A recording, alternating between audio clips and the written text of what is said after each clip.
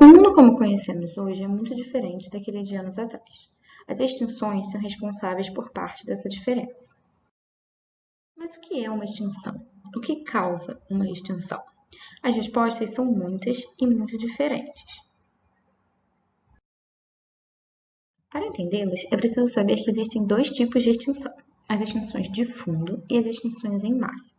As extinções de fundo são um processo natural que acontece no mundo orgânico e leva à extinção grupos biológicos que não conseguem se adaptar a novas condições. Assim, acabam desaparecendo. Ou seja, elas acontecem o tempo inteiro ao longo da história de vida do planeta. As extinções em massa, por outro lado, são mais trágicas. É sobre elas que iremos tratar.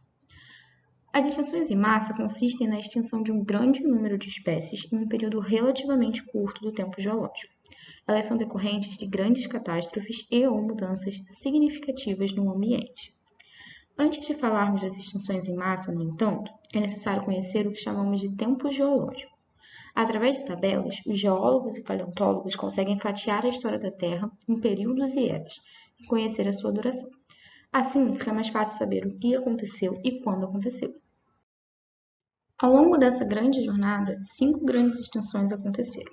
A primeira delas ocorreu na fronteira entre o período Ordoviciano e o período Siluriano, cerca de 443 milhões de anos atrás. Nessa transição, 85% de todas as espécies viventes foram dizimadas, incluindo famílias de trilobitas e braquiópodes, invertebrados marinhos.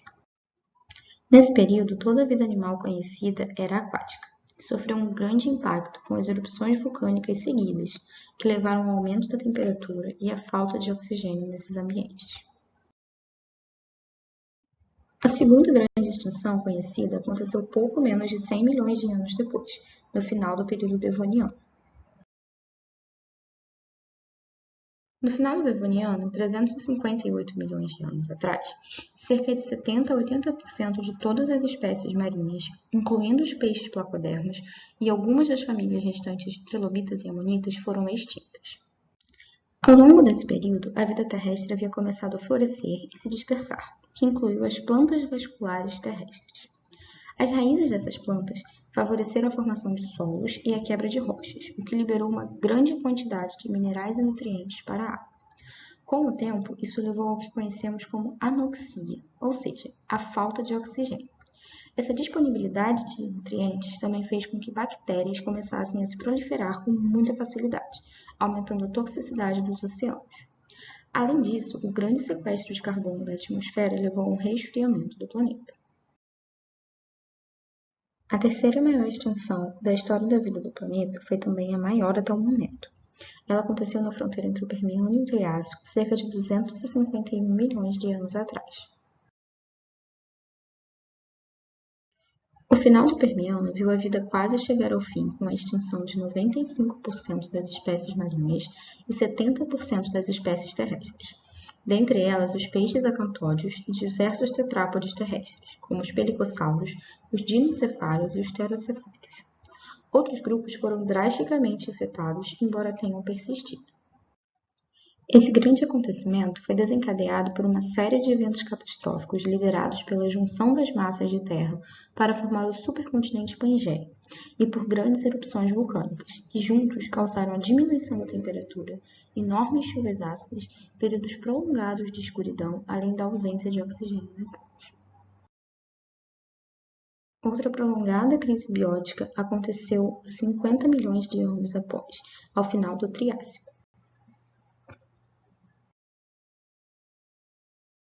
Milhões de anos atrás, na fronteira Triássico-Jurássico, cerca de 75% de todas as espécies viventes, incluindo todos os répteis marinhos, com exceção dos ictiossauros e plesiosauros, e os últimos anfíbios labirintodontes foram extintos. Os sinapsídeos foram quase totalmente dizimados, abrindo caminho para a dominação dos dinossauros, que aconteceria nos períodos seguintes. O supercontinente que havia se formado começou sua ruptura, gerando intensa atividade vulcânica, o que levou a um processo de efeito estufa, que mudou drasticamente as condições tanto em terra quanto em água.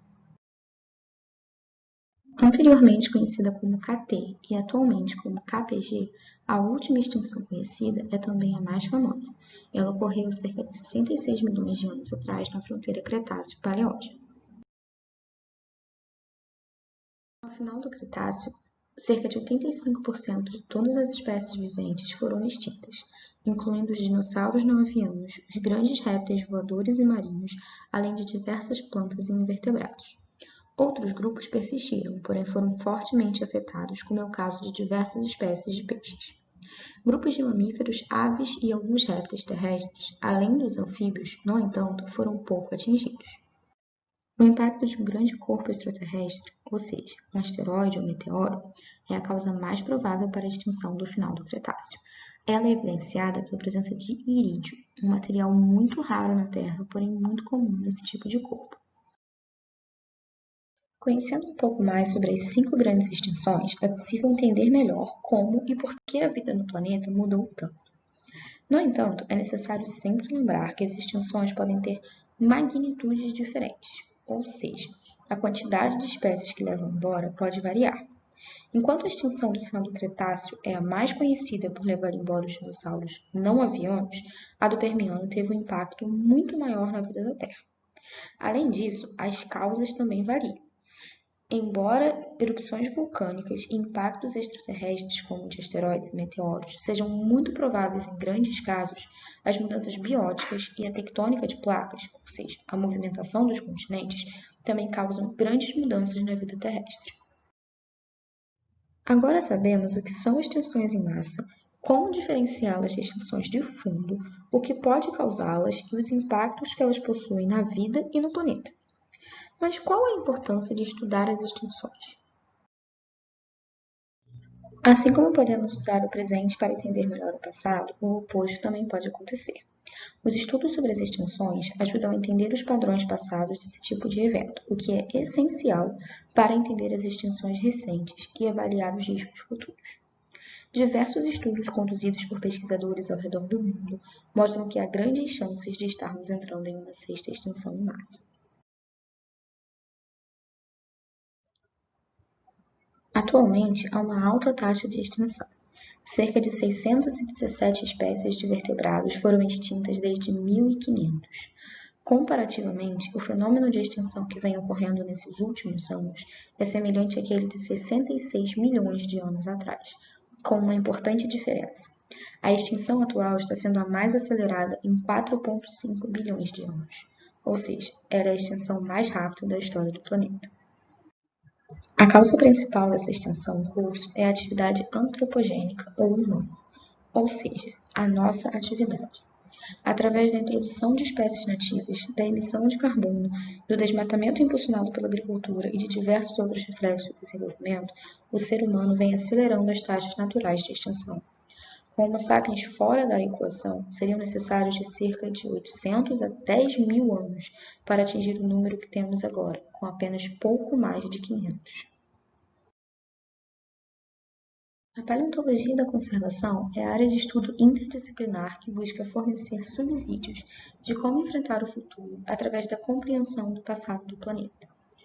Sendo assim, a importância do estudo das extinções é entender melhor o presente e compreender os padrões que vêm acontecendo e como esses padrões são diferentes daqueles naturais, ou seja, daqueles que acontecem sem a ação humana.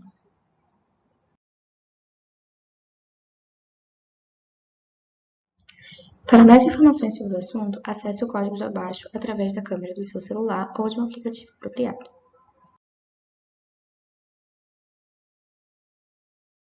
Esse vídeo é uma contribuição do Laboratório de Macrofósseis UFRJ para a divulgação científica.